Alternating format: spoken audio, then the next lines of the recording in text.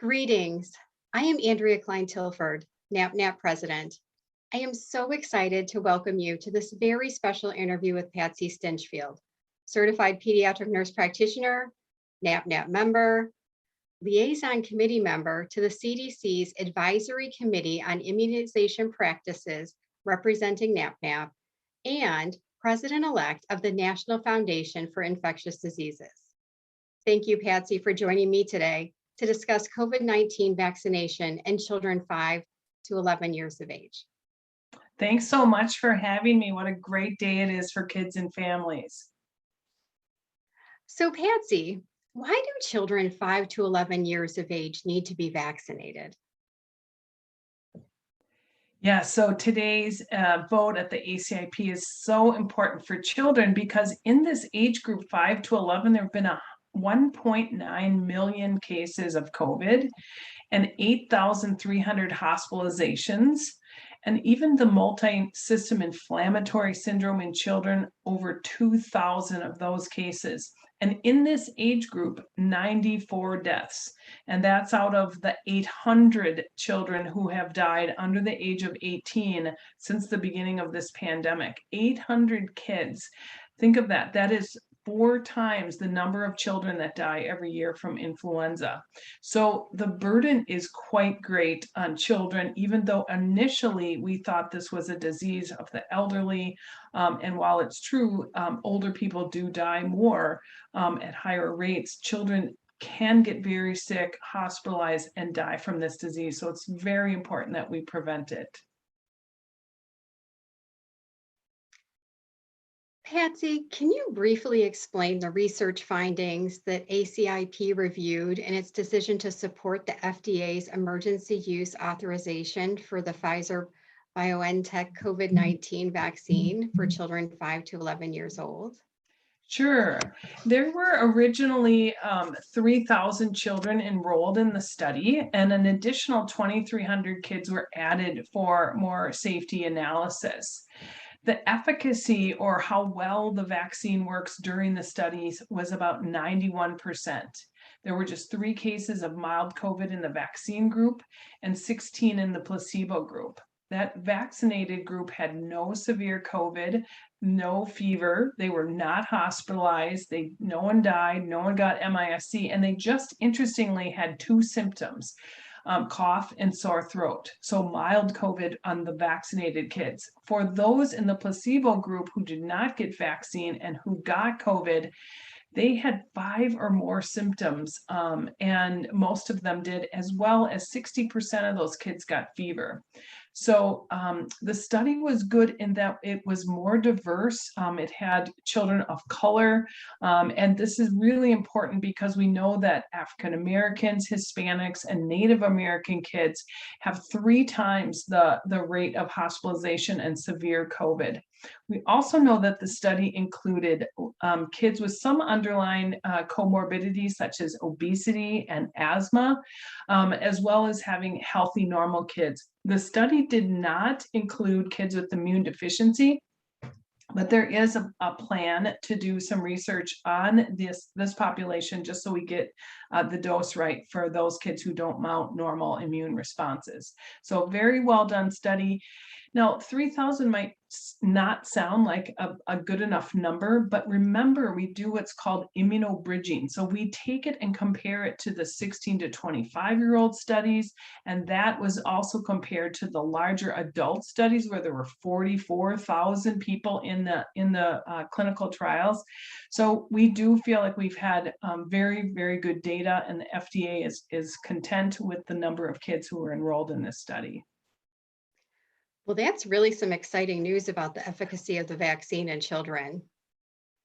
So the next question, what, if anything, is different about this Pfizer vaccine compared to the vaccine available in the US for those 12 years of age and older?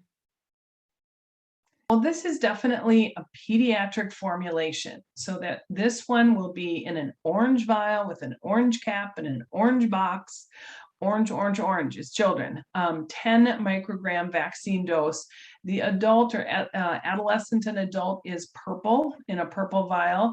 And so that is for the 12 and over. So orange is for the 5 through 11. So the packaging is different.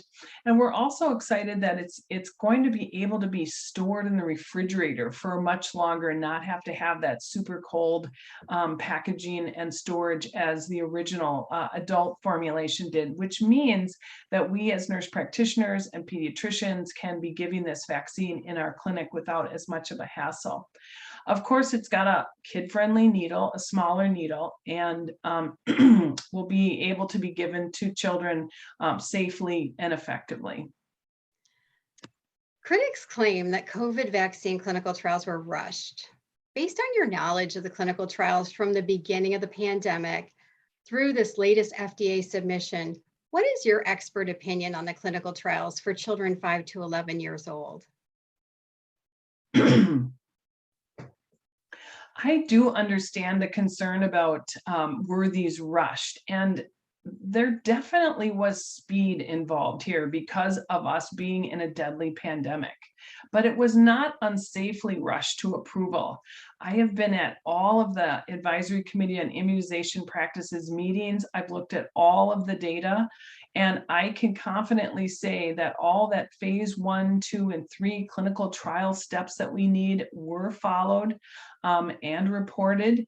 We did a lot of things simultaneously rather than sequentially. So going for bureaucratic regulatory approvals with FDA and CDC at the same time, coordinating their schedule. So FDA would vote even next day, in this case, a few days apart, because we were able to get the vaccine shipped out. So shipping vaccine while we're talking and making those regulatory decisions, even for the manufacturer to make the vaccine while we're analyzing all the data, the risk is really on the manufacturers. It would be their financial loss. And so when things all lined up and things were looking really good, and the vote came, the vaccines were in clinics ready to go. So that is fast, and it is because we are in a deadly pandemic, and that's how things need to go. Emergency use authorization is for times like we're in right now. So Patsy, what do pediatric-focused nurse practitioners need to know to administer the vaccine to children that are 5 to 11 years of age? Well, first, know where to get the clinical resource information. So CDC website under clinical considerations for all those practice details. The slides and the provider guidance will be there. They will be updated. So do check back to that site frequently. It will give you details on how to vaccinate in your practice, on storage and handling, on some of the clinical considerations that were discussed at the meeting today. For example, the 30 microgram dose is not indicated for people under 12 years old, and the 10 microgram dose is just for the 5 to 11. So there's no off-label use of that smaller dose. We also talked today, I asked the question about, is the 4-day grace period involved for the COVID vaccine? And the answer is yes. And the 4-day grace period is really a general rule for all vaccines, which is if you are due for a vaccine, in this case, starting at age 5, you could give it 4 days before your 5th birthday, and no sooner than that. In some states, you will get contacted by your state health department and asked why you were giving vaccine too early. So there's studies that are being looked at on that. So no off-label use. That was discussed. And then also that sort of, if you go longer than 20 days, remember this is 2 doses, 21 days apart, you could do the 4-day grace period, and that would be giving it at day 18. If you went longer than 21 days, you don't have to restart the dose, just catch up. The main thing that's important is that you give that second dose so that those T and B cells can really be responsive and protective. We also talked about kids who previously have had COVID. Should they get vaccinated? And the clinical considerations on that is yes, because kids don't make, and really all of us who have had COVID don't consistently make good lasting protective level of antibodies. In fact, we don't even have an antibody test that gives us what we call a good correlate of protection. That is, what's the lab number that tells you that you have antibodies and they're at a protective level? We don't really have that yet. So CDC is not recommending that we do antibody testing before we vaccinate.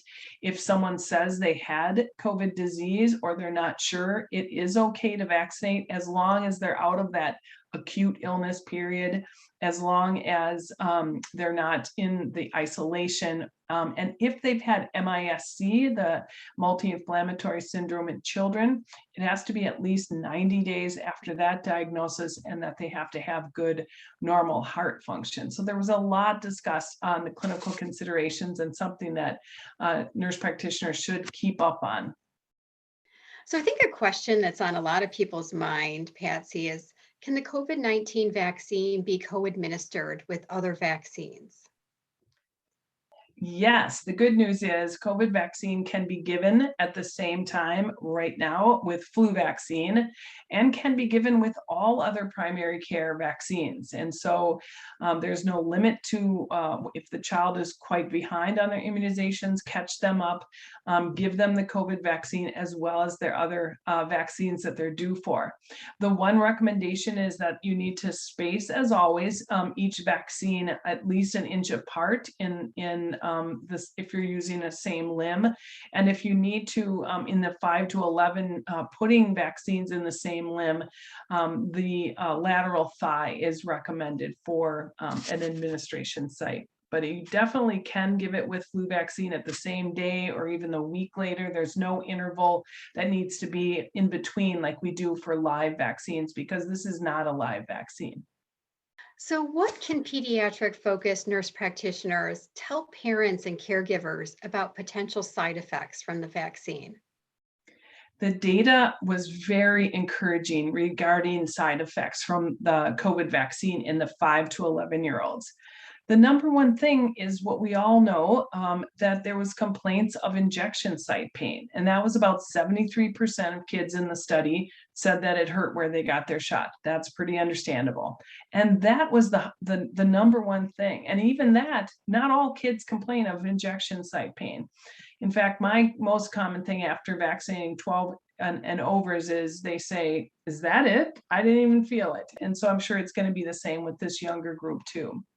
After injection site pain, the next most common was 39% had fatigue and 28% had headache. So these numbers drop way down. And interestingly, only 6.5% of kids in the study had fever and 9.8% had chills. I think we as clinicians get this kind of rote, you're going to have some fever, chills, and body aches, and you may need to stay home. Those are the three lowest side effects for COVID vaccine. So we've got to break that cycle of saying that. And I hear that in the media a lot as well. The most common side effects are pain at the injection site, fatigue, and headache. And kids can go to school if they're not too tired to go to school. And one of the things that really stood out, and I made a comment about it at the meeting today, was fever for a lot of parents is one of the reasons they will not vaccinate their child. They don't want them to get fever. They're afraid of fever. They don't want them to miss school or their parents having to miss work because their child has fever. Fever is not common after COVID vaccine. And so I think that was really, really reassuring. A common concern from parents and caregivers has been about the risk of myocarditis after vaccination. What does the evidence say about myocarditis for children 5 to 11 years old? Well, I'd really encourage people to look at the CDC slides. Dr. Oster did a very detailed presentation. He's a pediatric cardiologist, and I'll just summarize it for you simply, which is there is a lower risk of myocarditis in the vaccinated than there is in those who have disease. So those parents who say, I'm worried about my child having heart problems related to COVID, it is more likely if your child gets disease as opposed to if they get vaccinated. And Dr. Oster even quoted as a practicing pediatric cardiologist who's been studying pre-pandemic myocarditis and myocarditis from COVID disease, from MIS-C, and post-vaccine myocarditis. Here's his summary statement today. I am much more worried if my patient with congenital heart disease got COVID disease than the vaccine. I would recommend vaccination to all of my heart patients. So I thought that was really reassuring. Should vaccinated children and adolescents continue to wear masks and practice social distancing, especially indoors and at school? We are still in this pandemic, and in order for us to get it in our rear view mirror, we will need to keep doing the mitigation strategies, wearing masks, washing our hands, really thinking about, large crowds, especially indoors, especially with people who are unvaccinated. And the vaccine that we are now and will be encouraged to be giving to all of our patients 5 through 11 is really an important tool, but it's going to work better if we all are vaccinated and we continue to use those mitigation strategies as we head into the holiday season, as we head indoors with winter weather coming. We still have quite a bit of pandemic to get through before we can take those masks off. So yes, continue to wear your mask and wash your hands, and of course, of all things, get vaccinated. So, Patsy, what advice do you have for pediatric focused nurse practitioners encountering hesitant parents? I understand parents being hesitant about COVID vaccine and really any vaccines. I've spent my career thinking about this topic and talking with families and doing research on it. Vaccine hesitancy really does have fear as a basis of it. And in this case, when you're thinking about COVID disease, everything that we're afraid of, myocarditis or, long COVID or things like that, the better thing to do is to vaccinate. Every single measure means that we will have less problems and greater benefit if we vaccinate our kids. So our job as advanced practice nurses is to really listen first. Like, what is their concern? Let's understand it.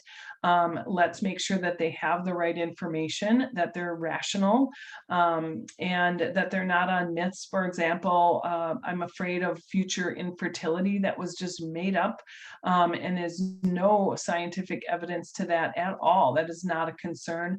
And so really, drilling down and helping parents feel heard, know that they can trust you, and don't give up. You might have an encounter where the conversation goes okay, but not great, and they leave unvaccinated. That's not a failure. That's sort of laying the groundwork so that people know that you are trustworthy. And every time that you see them raise their concerns and say, I see they're still not vaccinated, is there more we can talk about? So don't give up.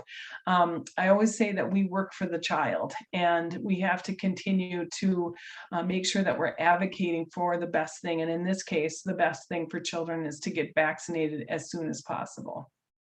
Wow, that was some really great advice. So, what about children under 5 years? How can parents and caregivers protect them? And is there any indication when a vaccine might be available for younger children?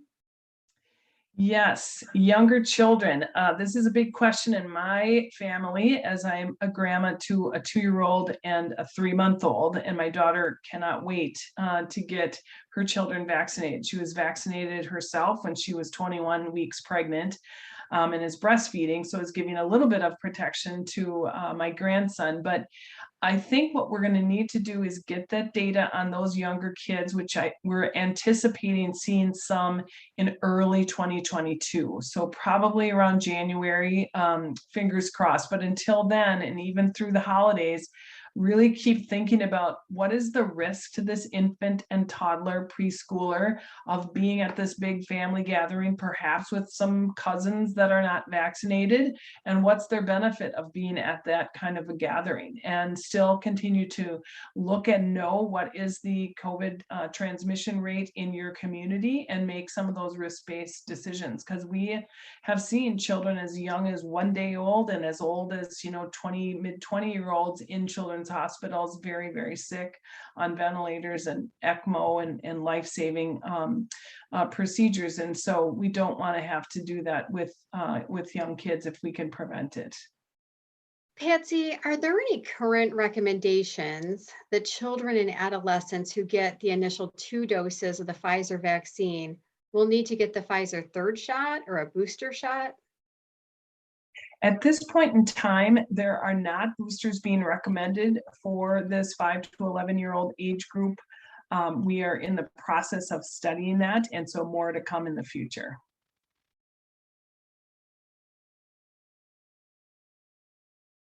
And I think the CDC's vsafe program, where it's the phone app that once you get vaccinated, you can give them real time. How are you feeling today? Do you have a headache? Do you have fever? They're tracking this enormous amount of data. So parents, we really do encourage them to sign up their child who's getting vaccinated in the vsafe program. The parent can oversee it. And then for us as clinicians, if a parent reports anything unusual after vaccination, if they had difficulty breathing or a rash or things that would constitute an allergy. Anaphylaxis is about 2 to 5 per million doses. No one has died. Some people have had to have epinephrine and urgent intervention, but it's uncommon. But when that happens or anything else unusual, we as clinicians need to use VAERS and report those findings, which will then pool the concerns and have us drill down for further safety analysis. Patsy, thank you so much for sharing your time and expertise with us today. This is a wonderful step forward for the health of children and their families, and I thank you for your outstanding commitment to advocating for childhood vaccination. Thank you all for joining us. And Andrea, thank you so much for your comments at the Advisory Committee on Immunization Practices. I was so proud of NAPNAP.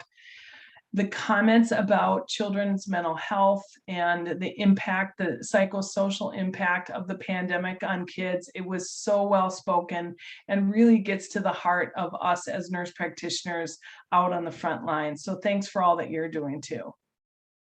Thank you so much, Patsy. And thank you all for joining us.